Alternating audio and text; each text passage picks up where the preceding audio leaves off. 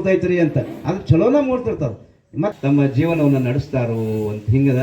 ಹಂಗೆ 1134ನೇ ಇಸ್ವಿ ಒಳಗೆ 1134ನೇ ಇಸ್ವಿ ಒಳಗೆ ಆನಂದ ನಾಮ ಸಂವತ್ಸರ ರೋಹಿಣಿ ನಕ್ಷತ್ರದೊಳಗೆ ವಿಶ್ವಗುರು ಬಸವಣ್ಣನವರು ಈ ವಿಜಾಪುರ ಜಿಲ್ಲೆಯ, ಈಗಿನ ವಿಜಾಪುರ ಜಿಲ್ಲೆಯ ಬಾಗೇವಾಡಿ ಅಂತ ತಿನ್ನೋದಲ್ಲ, ಬಸವಣ್ಣ ಬಾಗೇವಾಡಿಯ ಆ ಬಸವಣ್ಣನ ಪ್ರತಿಭೆ ಎಷ್ಟದಪ್ಪ ಅಂತಂದ್ರೆ ಬಹುಮುಖ ಪ್ರತಿಭೆ. ಅವಳು ಬಸವಣ್ಣನ ಪ್ರತಿಭೆ ಸಾದಾ ಅಲ್ಲ, ನಮ್ಮ ನಿಮ್ಮಂಗಲ್ಲ, ಬಹುಮುಖ ಪ್ರತಿಭೆ. ಹೆಂಗ ಅಂತ ನೀವು ಕೇಳಿದ್ರೆ ಆ ಬಸವಣ್ಣ ಏನಪ್ಪ ಅಂತಂದ್ರೆ ಬಸವಣ್ಣ ಒಬ್ಬ ಆಧ್ಯಾತ್ಮ ಜೀವಿ, ಬಸವಣ್ಣ ಒಬ್ಬ ತತ್ವಜ್ಞಾನಿ, ಬಸವಣ್ಣ ಒಬ್ಬ ದೇಶ ಪ್ರೇಮಿ. ಹಿಂಗ ಬಸವಣ್ಣನವರ ಪ್ರತಿಭೆ ಏನದಲ್ಲ ಅದು ಅಭೂತಪೂರ್ವವಾದಂಥ ಪ್ರತಿಭೆ. ಮತ್ತು ಬಸವಣ್ಣನವರು ಏನು ಮಾಡಿದ್ರಪ್ಪ ಅಂತಂದ್ರೆ ಅವರು ನಿಮಗೆ ಮತ್ತು ಎಲ್ಲ ಕನ್ನಡ ನಾಡಿಗೆ ಬಹಳ ಒಂದು ಮಹದುಪಕಾರವನ್ನು ಮಾಡಿದ್ದಾರೆ. ಅವರು ಮಾಡಿದಂಥ ಉಪಕಾರ ಸಣ್ಣ ಉಪಕಾರ ಅಲ್ಲ. ಆ ಉಪಕಾರ ಏನಪ್ಪ ಅಂತ ನೀವು ಕೇಳ್ಬೋದು. ಅವರು ಏನು ಮಾಡಿದರು ಅಂತಂದ್ರೆ ಅತ್ಯಂತ ಕ್ಲಿಷ್ಟಕರವಾದಂಥ ಈ ವೇದ, ಉಪನಿಷತ್ತ, ಹವೀಸು, ಆಮೇಲೆ ಗೀತಾ, ರಾಮಾಯಣ, ಮಹಾಭಾರತ, ಪುರಾಣ, ಬೈಬಲ್ಲ, ಇವೇನು ಎಲ್ಲ ಧರ್ಮ ಗ್ರಂಥಗಳು ಅದಾವಲ್ಲ, ಈ ಧರ್ಮ ಗ್ರಂಥಗಳನ್ನು ಅವರು ಸ್ವತಃ ಅಭ್ಯಾಸ ಮಾಡಿ ಅದರ ಸಾರವನ್ನು ಎಲ್ಲ ಜನರಿಗೆ ತಿಳಿಯುವಂಗೆ ಸರಳವಾದ ಕನ್ನಡದಲ್ಲಿ ವಚನ ರೂಪದಲ್ಲಿ ಕೊಟ್ಟರು. ಚಿದಂಬರ ದೇಶಪಾಂಡೆ ಅವರು ಹಾಗೂ ನೀಲಕಂಠ ಭೂಮಣ್ಣವರು ಇವರಿಬ್ಬರು ನನ್ನನ್ನು ಕೇಳ್ಕೊತಾ ಇದ್ದಾರೆ. ಈ ಒಂದು ಸತ್ಸಂಗಕ್ಕೆ ಬಂದು ಎರಡು ಮಾತುಗಳನ್ನ ಆಡಬೇಕಂತಕ್ಕಂಥ ವಿಚಾರವನ್ನು ನನ್ನ ಮುಂದೆ ಇಡ್ತಾ ಇದ್ದಾರೆ.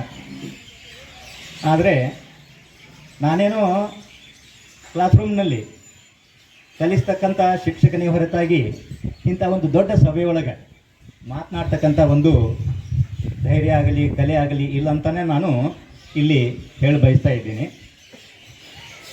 ಆದರೆ ಅವರ ಒಂದು ಒತ್ತಾಯದ ಮೇರೆಗೆ ನಾನು ಇಲ್ಲಿಗೆ ನನಗೆ ತಿಳಿದಿರ್ತಕ್ಕಂಥ ಎರಡು ಮಾತುಗಳನ್ನು ಹೇಳುವುದಕ್ಕೆ ಇಚ್ಛಪಡ್ತಾ ಇದ್ದೀನಿ. ಈಗಾಗಲೇ ಹೇಳುವುದಕ್ಕೆ ಏನೂ ಬಿಟ್ಟಿಲ್ಲ. ಅವರು ಒಂದು ತಟ್ಟೆ ಒಳಗಿರ್ತಕ್ಕಂಥ ಎಲ್ಲ ಪದಾರ್ಥಗಳನ್ನು ನುಂಗಿ ಹಾಕಿಬಿಟ್ಟಿದ್ದಾರೆ. ಈಗ ನಾನು ಏನು ಮಾಡಬೇಕು, ಎಲ್ಲೆಲ್ಲಿ ಸ್ವಲ್ಪ ಏನಾದರೂ ಉಳಿದಿರ್ತದಲ್ಲ ಅದನ್ನು ಹುಡುಕೊಂಡು ಮತ್ತು ನನಗೆ ನೀಡಿದ್ದನ್ನು ಉಪಯೋಗಿಸ್ಕೊಂಡು ಅದನ್ನೇ ದೊಡ್ಡದು ಮಾಡಿ ನಾನು ಹೇಳುವುದಕ್ಕೆ ಪ್ರಯತ್ನ ಪಡ್ತಾ ಇದ್ದೀನಿ. ಬಸವಣ್ಣವರು ಇದು ನನಗೆ ಸ್ವಲ್ಪ ಬೇಕಾಗ್ತದೆ. ಯಾಕಂತಂದರೆ ಊರುಗೋಲಿದು ಜ್ಞಾಪಕ ಶಕ್ತಿ ಕಡಿಮೆ ಇರೋದರಿಂದ ಈ ಒಂದು ಊರುಗೋಲು ಬೇಕಾಗ್ತದೆ. ಅದಕ್ಕೆ ದಯವಿಟ್ಟು ಅದವರು 12ನೇ ಶತಮಾನದೊಳಗೆ ಅವರಂಥ ಮಹಾನ್ ಶರಣರು ಇಡೀ ಲೋಕವನ್ನು ಅವರು ಬೆಳಗ್ತಾ ಇದ್ದಾರೆ. ಅವರ ಒಂದು ತರ್ಕ ವಿತರ್ಕ ಜ್ಞಾನದಿಂದ ಈ ಪ್ರಪಂಚಕ್ಕೆ, ಇಡೀ ಒಂದು ಈ ಸೃಷ್ಟಿಗೆ ಅವರು ಬೆಳಕನ್ನು ಕೊಡ್ತಕ್ಕಂಥ ಒಂದು ಮಹಾನ್ ವ್ಯಕ್ತಿ ಅಂತ ತಿಳ್ಕೊಂಡು ಅವರನ್ನು ಜಗಜ್ಯೋತಿ ಅಂತ ತಿಳ್ಕೊಂಡು ಕರೀತಾ ಇದ್ದಾರೆ. ಆ ಜಗಜ್ಯೋತಿ ಆಗಬೇಕಾದ್ರೆ ಅವರು ಇತರ ದೇವತೆಗಳಂತೆ ಹುಟ್ಟಿ ಬಂದವರಲ್ಲ. ನಮ್ಮ ನಿಮ್ಮಂತೆ ಅವರು ಕೂಡ ಸಾಮಾನ್ಯ ವ್ಯಕ್ತಿಗಳಾಗಿ, ಯಾರು ಮಾದರಸ ಮತ್ತು ಮಾದಲಾಂಬೆ ಅಂತಕ್ಕಂಥ ತಂದೆ ತಾಯಿಗಳ ಉದರದಲ್ಲಿ 12ನೇ ಶತಮಾನದಲ್ಲಿ ಜನಿಸಿ ಬರ್ತಾ ಇದ್ದಾರೆ. ಈ ಸಂದರ್ಭದೊಳಗೆ ಅವರು ಹುಟ್ಟಿದ್ದು ಬಾಗೇವಾಡಿ. ಅವರ ತಾಯಿ ಅರಿಯು ಕನ್ನಡಿಯೊಳ ಅಡಗಿದಂತಯ್ಯ, ಭಾಳ ದೊಡ್ಡದಾಗಿರ್ತಕ್ಕಂಥ ಆಣೆ, ಅದು ಒಂದು ಚಿಕ್ಕದಾಗಿರ್ತಕ್ಕಂಥ ಕನ್ನಡಿಯೊಳಗೆ ದರ್ಪಣದೊಳಗೆ ನಾವು ಕಾಣುವುದಕ್ಕೆ ಸಾಧ್ಯದ ಅಂತ ತಿಳ್ಕೊಂಡು ಅವ್ರೇನು ಮಾಡ್ತಾ ಇದ್ದಾರೆ, ತಮ್ಮ ಅಂಗೈಯಲ್ಲಿ ಇರ್ತಕ್ಕಂಥ ಲಿಂಗವನ್ನು, ಆ ಲಿಂಗದ ಮೂಲಕ ಆ ದೇವರನ್ನು ಕಂಡು ಅಂತರಾತ್ಮ ಜೀವಾತ್ಮ ಒಂದುಗೂಡಿಸ್ತಕ್ಕಂಥ ಒಂದು ಕಾರ್ಯವನ್ನು ಬಸವಣ್ಣವರು ಮಾಡ್ತಾ ಇದ್ದಾರೆ. ಅದಕ್ಕೆ ಕೈಲಾಸ ಅಂತ, ಕಾಯಕವೇ ಕೈಲಾಸ.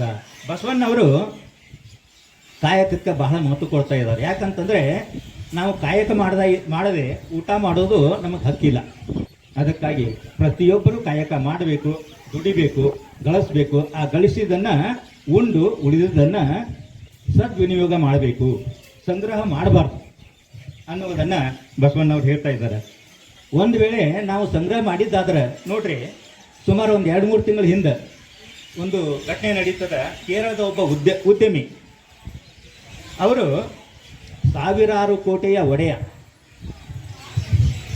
IT ಡಿಪಾರ್ಟ್ಮೆಂಟ್ನವರು, ಇನ್ಕಮ್ ಟ್ಯಾಕ್ಸ್ನವರು ರೇಡ್ ಮಾಡಿದಾಗ ಅವ್ರಿಗೆ ಉತ್ತರ ಕೊಡ್ಲಿಕ್ಕೆ ಆಗಲಿಲ್ಲ. ಇದೆಲ್ಲ ಹೇಗೆ ಬತ್ತು ಅನ್ನೋದನ್ನು ಹೇಳುವುದಕ್ಕೆ ಸಾಧ್ಯ ಆಗಲಿಲ್ಲ. ಅದಕ್ಕೆ ಅವ್ರು ಏನು ಮಾಡ್ಕೋತಾ ಇದ್ದಾರೆ, ಆತ್ಮಹತ್ಯೆ ಮಾಡ್ಕೋತಾ ಇದ್ದಾರೆ. ಅಂದರೆ ನಾವು ಅತಿಯಾದ ಸಂಗ್ರಹ ಮಾಡಿದರೆ ಅದು ನಮ್ಮ ವಿನಾಶಕ್ಕೆ ಕಾರಣ ಆಗ್ತದೆ. ಅದಕ್ಕೆ ಸಂಗ್ರಹವಾಗಿರ್ತಕ್ಕಂಥದ್ದು ಏನಾಗಬೇಕು, ಸತ್ಪಾತ್ರಕ್ಕೆ ಸಲ್ಲಬೇಕು, ದಾನಕ್ಕೆ ಅದು ಸಲ್ಲಬೇಕು. ವಿನಾಕಾರಣ ಸಂಗ್ರಹ ಮಾಡೋದು ಒಳ್ಳೆಯದಲ್ಲ ಅಂತಕ್ಕಂಥ ಮಾತನ್ನು ಕೂಡ ಬಸವಣ್ಣವರು ತಮ್ಮ ಸಂದೇಶದಲ್ಲಿ ಹೇಳ್ತಾ ಇದ್ದಾರೆ. ಅದೇ ರೀತಿಯಾಗಿ ಇನ್ನೊಬ್ಬ ಈಗ 2-3 ದಿನದೊಳಗೆ ನಡೀತು ನೋಡ್ರಿ, ಧಾರವಾಡದೊಳಗೆ ವಿನಯ್ ಕುಲಕರ್ಣಿಯವರು. ಅವರು ಕೂಡ 100 ಎಕರೆ ಸಾವಿರಾರು ದನಕರಗಳನ್ನು ಅವರು ಕಟ್ಟಿ ಸಾಕಷ್ಟು ರಾಜಕೀಯ ಲಾಭವನ್ನು ಪಡೆದವರು.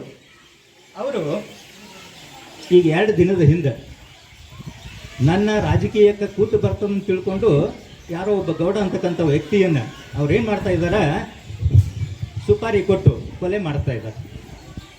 ಆ ಒಂದು ಅಂದ್ರೆ ಅನ್ಯಾಯವಾಗಿ ಕಳಿಸುವ ಒಂದು ಉದ್ದೇಶದಿಂದ ಮಾಡಿದ್ದಕ್ಕಾಗಿ ಇವತ್ತು ಅವ್ರೇನಾದರೂ ಜೈಲಿನಲ್ಲಿ ಕೂತ್ಕೊಂಡಿದ್ದಾರೆ.